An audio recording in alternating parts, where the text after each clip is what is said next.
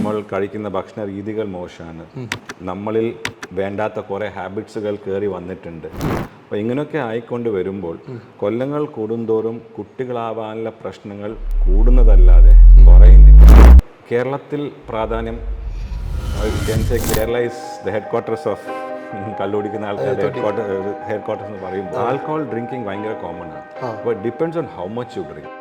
ഇപ്പോൾ ഈ body building concentrate ചെയ്യുമ്പോൾ ആൾക്കാർ ഇപ്പോഴത്തെ യങ്സ്റ്റേഴ്സിൻ്റെ സിസ്റ്റം എന്താണ്, എല്ലാം റിസൾട്ട്സ് പെട്ടെന്ന് കിട്ടണം. നമ്മൾ ഈ HCG, ടെസ്റ്റോസ്റ്ററോൺ ഇങ്ങനത്തെ ഹാർമോൺസ് ഒക്കെ കൊടുത്തിട്ടാണ് ആ മസിൽ ബൾക്ക് ഉണ്ടാക്കിയെടുക്കുന്നത്. അപ്പോൾ ഇങ്ങനത്തെ ഇഞ്ചെക്ഷൻസ് എടുക്കുമ്പം സ്പേം കൗണ്ട് പെട്ടെന്ന് കുറയും. ഹായ്, നമസ്കാരം. എന്തൊക്കെയുണ്ട് വിശേഷം? എല്ലാവരും സുഖമായിരിക്കുന്നു. അപ്പോൾ ഇന്നത്തെ വിഷയം എന്ന് പറയുന്നത് IVF ട്രീറ്റ്മെൻറ്റ്. എന്താണ് IVF? അപ്പോൾ ഒരുപാട് ആൾക്കാർക്ക് സംശയവും കാര്യങ്ങളൊക്കെ ഉണ്ടാവും. അപ്പോൾ ഞാനിപ്പോൾ ഉള്ളതെന്ന് വെച്ച് കഴിഞ്ഞാൽ നമ്മുടെ കേരളത്തിൽ തന്നെ IVF ട്രീറ്റ്മെൻറ്റിൽ ശ്രദ്ധേയനായ ഒരു ഡോക്ടറുടെ കൂടിയാണ്, ഡോക്ടർ രാഘവേന്ദ്ര പ്രസാദ്. സർ, നമസ്കാരം. നമസ്കാരം. എന്തൊക്കെയുണ്ട് വിശേഷം? സുഖമാണ്. സുഖമല്ലേ? അപ്പോൾ ആദ്യമായിട്ട് എനിക്ക് ഡോക്ടറെ കുറിച്ച്, എനിക്കല്ല നമ്മുടെ കാണുന്ന പ്രേക്ഷകർക്ക് ആഗ്രഹം ഉണ്ടാവും. ഡോക്ടർ ഒരുപാട് പേഷ്യൻസിനെ ചികിത്സിച്ചിട്ടുണ്ട് അല്ലേ? അപ്പോൾ കുറച്ച് കാര്യങ്ങൾ ഡോക്ടറെ കുറിച്ചൊന്ന് പറയാമോ? എൻ്റെ പേര് ഡോക്ടർ രാഘവേന്ദ്ര പ്രസാദാണ്. ഞാൻ കാഞ്ഞങ്ങാട് സൺറൈസ് ഹോസ്പിറ്റലിലെ ചീഫ് IVF കൺസൾട്ടൻ്റായിട്ട് ഒരു 20 കൊല്ലമായിട്ട് വർക്ക് ചെയ്യുകയാണ്. ഓക്കെ. അപ്പോൾ നമുക്കറിയാം, കേരളത്തിൽ മാത്രമല്ല, നമ്മുടെ കേരളത്തിൽ, ഇന്ത്യയിൽ മാത്രമല്ല, ലോകത്തിൽ തന്നെ ഒരുപാട് ആൾക്കാരുണ്ട് കുട്ടികളില്ലാതെ. അപ്പം ഡോക്ടർ ഈ ഒരു IVF ട്രീറ്റ്മെൻറ്റ് തിരഞ്ഞെടുക്കാനുള്ളൊരു പ്രചോദനം ഉണ്ടാവുമല്ലോ, അതെന്താണ്? ബേസിക്കലി നമ്മളിപ്പം നോക്കിക്കഴിയുമ്പോൾ മുമ്പത്തെ കാലഘട്ടത്തിലാണെങ്കിൽ ആൾക്കാരിൽ ഈ കുട്ടികളാവുന്ന പ്രശ്നങ്ങൾ ഉണ്ടായിരുന്നു, ബട്ട് ഉണ്ടാവുന്ന കണക്കിലുള്ള പ്രൊപ്പോർഷൻ കുറവായിരുന്നു. ബട്ട് കാലങ്ങൾ മാറുന്തോറും നമ്മളെ ലൈഫ് സ്റ്റൈൽസ് കുറേ ചേഞ്ചായി, ഒരുപാട് ചേഞ്ച്. നമ്മൾ കഴിക്കുന്ന ഭക്ഷണ രീതികൾ മോശമാണ്, നമ്മളിൽ വേണ്ടാത്ത കുറേ ഹാബിറ്റ്സുകൾ കയറി വന്നിട്ടുണ്ട്.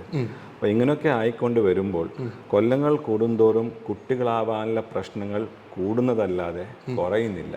അപ്പോൾ ഇങ്ങനത്തെ ഒക്കെ കാര്യങ്ങൾ നമ്മൾ സ്റ്റഡി ചെയ്തുകൊണ്ട് വരുമ്പം ആ സമയത്ത് തന്നെ എനിക്ക് തോന്നി ഇങ്ങനത്തെ ഒരു ഫീൽഡിലാണ് ഭാവി ഇല്ലെന്നുള്ളത്. അതാണ് നമ്മൾ ഇതിലേക്ക് കയറി വരാനുള്ള കാരണം. അപ്പോൾ ഡോക്ടർ ശരിക്കും ഒരു ഗൈനക്കോളജിസ്റ്റ് ആണ്. അതെ, ഗൈനക്കോളജിസ്റ്റ് ആണ്. അതിനുശേഷം ഇതിനെക്കുറിച്ച് കുറേ പഠനങ്ങൾ നടത്തിയതിനു ശേഷമാണ് ഇതിലേക്ക് വന്നത്. ശരിക്കും നമ്മുടെ നാട്ടിൽ ആവശ്യമുണ്ട്. ഇപ്പോൾ നമുക്കിപ്പോൾ ഡോക്ടർ പറഞ്ഞതുപോലെ തന്നെ ഒരുപാട് ചേഞ്ചായി നമ്മുടെ ലൈഫ് സ്റ്റൈല്. അപ്പോൾ എനിക്ക് കുറച്ച് സംശയങ്ങൾ, എൻ്റെ മാത്രം സംശയമല്ല, നമ്മുടെ പ്രേക്ഷകരുടെ സംശയമാണ്. അപ്പോൾ ഇപ്പം നമുക്കറിയാം, ഇപ്പോഴത്തെ പുതിയ തലമുറ ആയിക്കോട്ടെ അല്ലെങ്കിൽ പഴയ തലമുറ ആയിക്കോട്ടെ, നമുക്ക് ഈ ആൽക്കഹോളൊക്കെ യൂസ് ചെയ്യുന്ന ആൾക്കാരുണ്ടാവും, അതുപോലെ സ്മോക്ക് ചെയ്യുന്ന ആൾക്കാരുണ്ടാവും. അപ്പോൾ ഇവരിലൊക്കെ ഇതുപോലുള്ള പ്രശ്നങ്ങൾ ഉണ്ടാവാറുണ്ടോ? ബേസിക്കലി ആൽക്കഹോളും സ്മോക്കിങ്ങും മാത്രമല്ല, എവറിത്തിങ് നമ്മളുടെ ജീവിത രീതിയിൽ എല്ലാം നമ്മളെ എഫക്റ്റ് ചെയ്യുന്നതാണ്. ഇപ്പോൾ ഫോർ എക്സാമ്പിൾ നമ്മളിപ്പം നമ്മളുടെ വിൽ സ്റ്റാർട്ട് വിത്ത് ആൽക്കഹോൾ. ഈ ആൽക്കഹോൾ എന്ന് പറയുമ്പം സോഷ്യൽ ഡ്രിങ്കിങ് എന്നൊരു സംഭവമുണ്ട്. ഈ സോഷ്യൽ ഡ്രിങ്കിങ് എന്ന് പറയുമ്പോൾ it does not effect much. But കേരളത്തിൽ പ്രാധാന്യം, Kerala is the headquarters of കള്ളുപിടിക്കുന്ന ആൾക്കാരുടെ ഹെഡ് ക്വാർട്ടേഴ്സ് എന്ന് പറയുമ്പോൾ ആൽക്കഹോൾ ഡ്രിങ്കിങ് ഭയങ്കര കോമൺ ആണ്. അപ്പോൾ depends on how much you drink. Common ആയിട്ട് നമ്മൾ കാണുന്നത് വെരി ഹെവി ഡ്രിങ്കേഴ്സിന് വരുമ്പോൾ അവരെ സെക്ഷൽ ലൈഫിനെ ഭയങ്കരമായിട്ട് എഫക്റ്റ് ചെയ്യുന്നുണ്ടാവും. മുമ്പ് നമ്മൾ പറയുന്നുണ്ടായിരുന്നു alcohol is extremely bad four everything. But ഇപ്പോഴത്തെ ഒരു സിറ്റുവേഷനിൽ നമ്മൾ പഠനങ്ങൾ മറ്റേ റിസർച്ചൊക്കെ വരുമ്പം alcohol intake is bad, but മുമ്പ് വിചാരിച്ച അത്ര മോശമല്ല ഫോർ മെൻ. ബട്ട് ഒരു ലിമിറ്റിനപ്പുറം കുടിച്ചു കഴിഞ്ഞാൽ everything is bad. Alcohol and smoking both are extremely bad for the female. കാരണം ഇപ്പോൾ പെണ്ണുങ്ങളിലും ഈ ഹാബിറ്റ്സ് ഇല്ലതുകൊണ്ട് സ്റ്റഡീസ് നോക്കുമ്പോൾ വെൻ യു സ്മോക്ക് നമ്മളെ ലിബിഡോ കുറയും. You have a decrease in libido. Sperm കൗണ്ടും മോട്ടിലിറ്റിയിലും അധികം ചേഞ്ചസ് വരാറില്ല. But too much of smoking again has other problems. ഇൻഫെർട്ടിലിറ്റിനെ കാട്ടിയും കൂടുതൽ വേറെ പ്രശ്നങ്ങളാണ് സ്മോക്കിങ്ങിൽ വരാൻ പോകുന്നത്. വേറെ സ്ത്രീകളിൽ when they are exposed to alcohol or smoke, the effects are much വേഴ്സർ in ആ പെൺകുട്ടി. സ്ത്രീകളിൽ ഇത് ഇനിയും മോശമാണ്. ഓക്കെ. അതുപോലെ പിന്നെ ഈ കൂടുതൽ ആൾക്കാരും ജിമ്മിനൊക്കെ പോകും. അത്യാവശ്യം ഞാനങ്ങനെ പോകാറില്ല, ഇടയ്ക്ക് പോവും. പക്ഷേ ഈ സ്ഥിരമായിട്ട് പോകുന്ന ആൾക്കാർ പ്രോട്ടീൻ കഴിക്കും. ഇപ്പോൾ പ്രോട്ടീൻ കഴിക്കുന്നത് കൊണ്ട് ഈ കുട്ടികളില്ലാത്ത അങ്ങനെ അവസ്ഥകൾ ഉണ്ടാകാനുള്ള ചാൻസസ് ഉണ്ടോ? ജിമ്മിൻ്റെ കാര്യം പറയുമ്പോൾ നമ്മൾ എക്സസൈസ് ഷെഡ്യൂൾ നമുക്ക് 2 രീതിയിൽ നോക്കാൻ പറ്റും. വൺ, ഈ എക്സസീവായിട്ട് സൈക്ലിംഗ്, ഈ ഭയങ്കരമായിട്ടുള്ള അങ്ങനത്തെ വർക്കൗട്ടിൽ പോകുന്ന ആൾക്കാർ. 2, ബോഡി ബിൽഡിങ്ങിൽ കോൺസെൻട്രേറ്റ് ചെയ്യുന്ന ആൾക്കാർ. ഇപ്പോൾ ഈ ബോഡി ബിൽഡിംഗ് കോൺസെൻട്രേറ്റ് ചെയ്യുമ്പോൾ ആൾക്കാർ ഇപ്പോഴത്തെ യങ്സ്റ്റേഴ്സിൻ്റെ സിസ്റ്റം എന്താണ്, എല്ലാം റിസൾട്ട്സ് പെട്ടെന്ന് കിട്ടണം. അതെ. അപ്പോൾ നിങ്ങൾക്ക് പെട്ടെന്ന് ബോഡിയായി വരണം. അപ്പോൾ പെട്ടെന്ന് ബോഡിയായി വരുമ്പോൾ എന്താവും, നിങ്ങൾ ഹാർമോൺസ് കയറ്റും. ആ ബിൽഡ് കിട്ടാൻ വേണ്ടിയിട്ട്, മസിൽ ബൾക്ക് കിട്ടാൻ വേണ്ടി നമ്മൾ ഹാർമോൺസ് അടിക്കും. അതെ. ഇങ്ങനത്തെ ഹാർമോൺസ് അടിക്കുമ്പോഴാണ് പ്രശ്നങ്ങൾ വരുന്നത്. ഇപ്പോൾ ഈ നമ്മൾ ഈ HCG, ടെസ്റ്റോസ്ട്രോൺ ഇങ്ങനത്തെ ഹാർമോൺസ് ഒക്കെ കൊടുത്തിട്ടാണ് ആ മസിൽ ബൾക്ക് ഉണ്ടാക്കിയെടുക്കുന്നത്. അപ്പോൾ ഇങ്ങനത്തെ ഇഞ്ചെക്ഷൻസ് എടുക്കുമ്പം സ്പേം കൗണ്ട് പെട്ടെന്ന് കുറയും. Okay. But only good thing about this, ഇത് റിവേഴ്സിബിൾ ആണ്.